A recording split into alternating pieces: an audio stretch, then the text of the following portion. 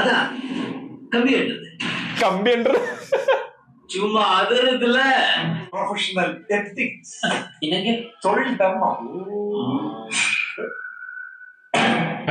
கையெழுத்து போடு. എന്താ കത്തിയത്? ஹாய் ஐ அம் சிவாஜி பட்டி cool. Hi, Chef. You got a mail.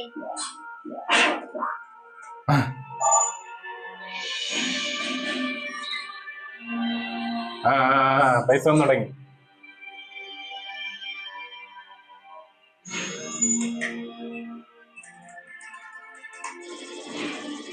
O wow நான் அனுப்புன பிளாக் மணி பூமராங் மாதிரி திருப்பி நமக்கிட்டே ஒயிட்டா வந்திருக்குது. இதை நம்ம பப்ளிக்கா செலவு பண்ணலாம். சட்டப்படி யாருமே கேள்வி கேட்க முடியாது. கருப்பு பணத்துல வெளியாக்கியாச்சு. இனி கருப்பு பணத்தை வச்சிருந்தவங்களை எல்லாம் வெளியாக்க வேண்டியதுதான். புரியல சிவாஜி. அரெஸ்ட் பண்ணி ஜெயில போட்டா உள்ள எல்லாரும் ஒயிட் போயிட்டானே. Hello income tax office, investigation நீ கொடுங்க. கிடைக்கிற கேப்ல எல்லாம் ஆப்பு வைக்கிறியே சிவாஜி. മോനെ சார் என்கிட்ட ஆதிசேஷ அன்பால் അതിനാ ബാക്കി കൊടുത്ത പകുതി പകുതി சம்பந்தப்பட்ட டாக்குமெண்டோட காப்பி இருக்கு. நீங்க Copy. ഇമ്മീഡിയറ്റ് ഡോക്യുമെന്റ്സ് ആക്കിക്കാം. ஓஎஸ் அஞ்சு வச்சிருக்கேன். അവർ ഓൾറെഡി എടുത്തു വെച്ചിട്ടുണ്ടാവില്ലേ ഡോക്യുമെന്റ്സ് ഒക്കെ? അത് വെറുതെ അല്ല.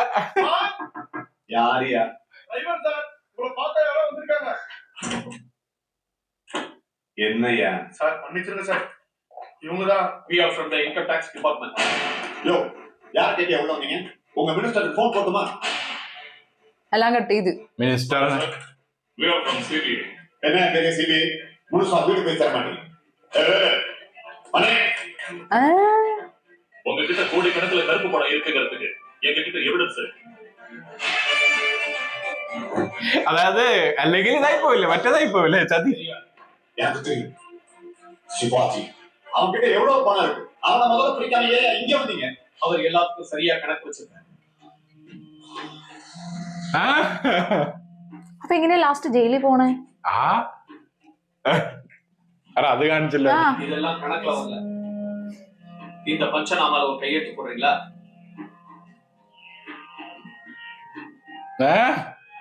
கோடிக்கணக்கான கருப்பு பணத்தை அமெரிக்கன் டாலர்ஸா வச்சிருந்த குற்றத்துக்காக உங்களை கைது செய்யும். അവിടെ ന്യൂസ് ഇമ്മീഡിയറ്റ്ലി വന്നു. இன்றைய முக்கிய செய்திகள். இன்று ஒரே சமயத்தில் தமிழகம் முழுவதும் உள்ள എല്ലാവർക്കും പണി കിട്ടി. அரசியல் புள்ளிகள் வீடுகளிலும் அலுவலகங்களிலும் வருமான வரித்துறையினரும் சிபிஐ அதிகாரிகளும் அதிரடி சோதனை நடத்தினர். அவர்களிடம் இருந்த கோடிக்கணக்கான கருப்பு பணம் பறிமுதல் செய்யப்பட்டது. வரி ஏய்ப்பு, ஹவாலா, வெளிநாட்டு டாலர் வைத்திருந்த குற்றங்களுக்காக ഓ ദുരങ്കം 6. இவர்கள் இன்று கைது செய்யப்பட்டனர். വരുന്നുണ്ടല്ലോ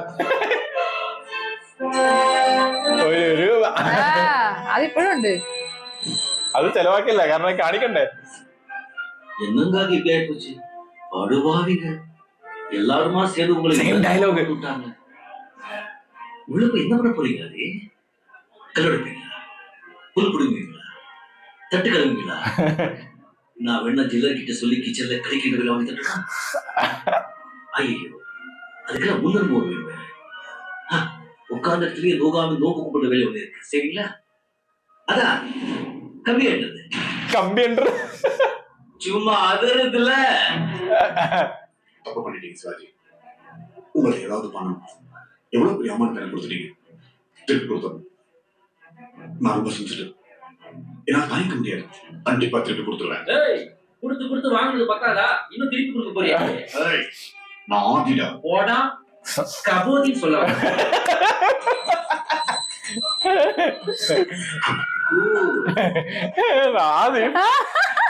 വേറെ എന്താ പറയാ? അതേപോലെ തൊഴുത് അന്ന് സെയിം അന്നുണ്ടായിരുന്നില്ല. വാ അവിടെ വിവേകം മാസായ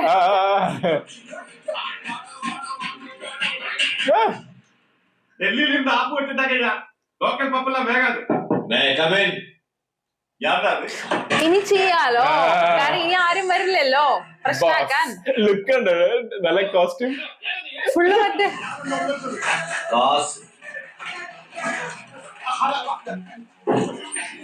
ஐயா ஒரு முக்கியமான மீட்டிங்ல இருக்காரு. அரை மணி நேரத்துக்கு காரியம் உள்ள விடாது. ഒപ്പിട്ടോ. என்ன இது? படிச்சு பார். சிவாஜி மைய வளாகம் கட்டப்பட்டிருக்கும் இடம் குடியிருப்பு நிலமோ அல்லது அரசாங்கத்துக்கு சொந்தமான இடமோ அல்ல. எனவே அதன் மீது இருக்கும் தடைகளை எல்லாம் நீக்கி சிவாஜி மைய வளாகம் உடனே தொடங்கலாம் என்று இந்த அரசு ஆணையிடுகிறது. ஒப்பம் ஆ குழந்தை வேலு. முடியாது. ஓ நீ கேட்ட பிடிசி கையெழுத்து போடு. இது ஆதிசேஷன் டொனேட் பண்ண சீட்டு. நீ காசு கொடுத்தாலும் நான் கையெழுத்து போட மாட்டேன். ஏன்? ப்ரொஃபஷனல் எத்திக்ஸ், என்னங்க தொழில் தர்மம். கையெழுத்து போடு. എന്താ കത്തിയത്? மினிஸ்டர் கிட்ட கத்திய காட்டுறீங்க. உனக்கு இந்த பைத்தியமா? 10,000 ஸ்டாஃப், 10 அடிக்கு ஒரு போலீஸ், சும்மா விட்டுருவாங்க அவனே. குத்திட்டு தப்பிச்சு. ஐயோ കുത്തി. நிஜமாக குத்திட்டால. இந்த லொழாய் சொல்லி இருந்துச்சியா? உனக்கு எல்லாம் ரத்தத்தை பார்த்தா தானே புத்தி போடுறா கையில. அவசரப்பட்டு குத்திட்டு சட்டம் சும்மா விடாது. நீ மாட்டேன். மாட்டுமா? எனக்காக ஜெயிலுக்கு போக பிரதர். எத்தனை வருஷம் வேணாலும் பாஸ். എനിക്കകത്ത് ஒவ்வொரு கேபிளா கட் பண்ணிட்டேன். എത്ര വർഷം വേണമെങ്കിലും പോവാം. കൂടെയുള്ള മൊത്തം കൊട്ടേഷൻ ടീംസ്. ഇങ്ങനെ നടക്കുള്ളൂ സാധനം. டாக்டர் உங்களை ஆயா கூப்பிடுறாரு. ഓൾറെഡി അതാണ് കുത്തിയത്. குத்திட்டேன் டாக்டர்.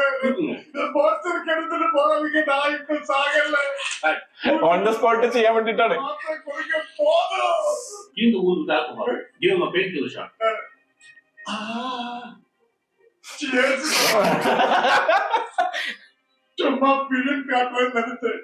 அவன் நிஜமாக குத்திட்டான் டாக்டர். அவர் எப்பவும் சொன்னதை செஞ்சுடுவாருங்க. சேஃப் தானே? கரெக்டா halfway between the midline and right lateral abdominal குத்துனதால எந்த பிரச்சனையும் இல்லை சார். He's safe. കറക്റ്റ് സ്ഥലത്താ കുത്തി. இந்த மருந்தெல்லாம் கொடுங்க. சரிங்க ഡോക്ടറെ അടുത്ത് ചോദിച്ചാ കുത്തിയെന്നു. ആ வெளியே வாய் திறந்து இந்த வாட்டி தேல் அடுத்த வாட்டி மொத்த கேபிளையும் கட் பண்ணிடுங்க. அது உடனே பாஸ் கத்தி குத்தெல்லாம் வாங்கியிருக்கேன். டேமேஜ் ரொம்ப ஜாஸ்தி. அந்த பணத்தையாவது வச்சுட்டு வாங்க. அது முதலையே கையெழுத்து போட்டிருந்தது. அப்ப கொடுத்துருப்பீங்களா?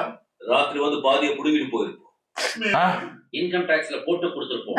ഓ കൊടുത്തിട്ടും കാര്യമില്ല. Professional ethics. தொழில் தர்மம். അതാണ് സംഭവം. പണം മറ്റേ ബ്രൈബ് കൊടുത്ത ഏകദേശം അഗൈൻ മറ്റേ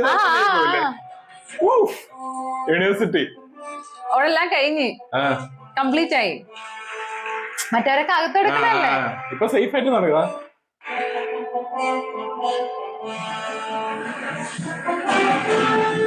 എല്ലാം വന്നു നോ തുടങ്ങിയ capitation. Hospital and medical centre.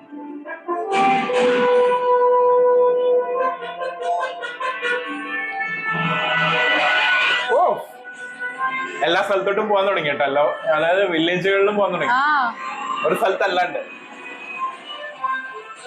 അന്ന് പറഞ്ഞില്ലായിരുന്നു എല്ലാ സ്ഥലത്തും വേണമെന്ന്. അവിടെ മാത്രല്ല എല്ലാ നാട്ടിലും വേണമെന്നല്ലേ. അതിനാണ് ഇത്രയും പൈസ ഇതാക്കിയത്, സേവ് ചെയ്തത്. உங்க கிராமத்துல இருக்கிற அத்தனை பேருடைய கூரை வீடுகளையும் நல்ல வீடுகளா கட்டி தரோம். பள்ளிக்கூடத்தை கட்டி உங்க பிள்ளைங்க அத்தனை பேருக்கும் படிப்பு கொடுக்குறோம், சாப்பாடு போடுறோம். இங்க இருக்க தரிசனத்தை நஞ்சையா மாத்த தண்ணிக்கு ஏற்பாடு பண்றோம்.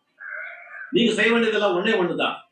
விவசாயம் பார்த்து இந்த கிராமத்தை பசுமையாக்குறது. நான் சொல்றபடி செஞ்சீங்கன்னா ஒரே வருஷத்துல இப்படி இருக்கிற உங்க கிராமம் இப்படி ஆயிடும். ഓ വിത്ത് ഓ കൃഷി.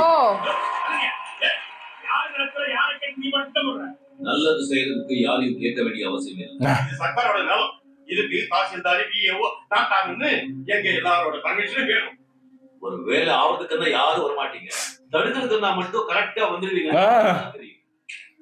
அப்ளிகேஷன்ஸ் எல்லாம் ரெடியா இருக்கு. கையெழுத்து போட்டுட்டு சார்ஜஸ் கலெக்ட் பண்ணிட்டு போயிட்டே இருங்க. இத பாருங்க, நல்லது நடக்கணும்னு விரும்புறவங்க கையெழுத்து போடுங்க. விருப்பம் இல்லாதவங்க ഓഫീസ് റൂം ஆபீஸ் ரூம்ல வெயிட் பண்ணுங்க. ഓ ഇവിടെ ഉണ്ടാ. நாங்க எதுக்கு ஆபீஸ் ரூம்ல போய் வெயிட் பண்ணா? முக்க ஆபீஸ் ரூம்ல தான் மேட்டரே இருக்கு. പൈസ പൈസ അവര് പൈസ വിചാരിക്കും. வாங்குறதுக்கு வாங்கோ. വാങ്ങുறதுக்கு വാങ്ങും. அன்புடன் வரவேற்கிறது. நன்றி. இங்க பிளே கிரவுண்ட், இங்க முதியோர் பக்கத்துல டாய்லெட் வச்சிருக்கேன். அதுக்கப்புறம் வந்துட்டு இங்க எப்படி சொல்றீங்களோ அப்படியே செஞ்சலாம். தாசில்தார் തഹസിൽദാർ உள்ளே நெய்யா நாட்டாமே പറന്നു വരുന്ന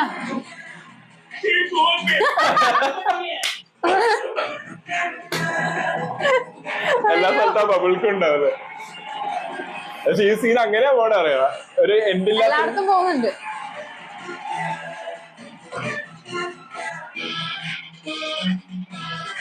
എല്ലാ സ്ഥലത്തും വിവേകം മറ്റേ സെറ്റപ്പ് ഉണ്ടോ കുറച്ച് ഓൾറെഡി? கைநாட்டுல இருந்து பிஹெச்டி படிச்ச வரைக்கும் அத்தனை வேலை இல்லாதவங்களும் வந்திருக்காங்க. நீ அப்பாயின்மெண்ட் ஆர்டர்ல கையெழுத்து போட வேண்டியதான் பாக்கி. எவனாவது வேலைக்கு ஆர்டர் வாங்குறீங்க மாமன பாலிதாண்டா. எங்க ஊர் ஆளுங்களுக்கு வேலை வாங்கி தரதுக்கு நீ யாரியா? Boss, bachelor of social service. அப்போ எம்எல்ஏன்னு நாங்களாம் எதுக்கு இருக்கோம்? எங்க கட்சி எதுக்கு இருக்கு? தலைவரே, எதுக்கு டென்ஷன் ஆவறீங்க? எதா இருந்தாலும் வாங்க, அந்த ஆபீஸ்ல வச்சு பேசிக்கலாம். அப்படி வா வழிக்கு. അവര് വിചാരിക്കുന്ന ഓഫീസ് റൂം മറ്റേതാണ് മണിയാന്നാ വിചാരിക്കുക എല്ലാവരും. ஃபுல் மீல்ஸே கொடுக்குறாங்க. Full meals. Okay done.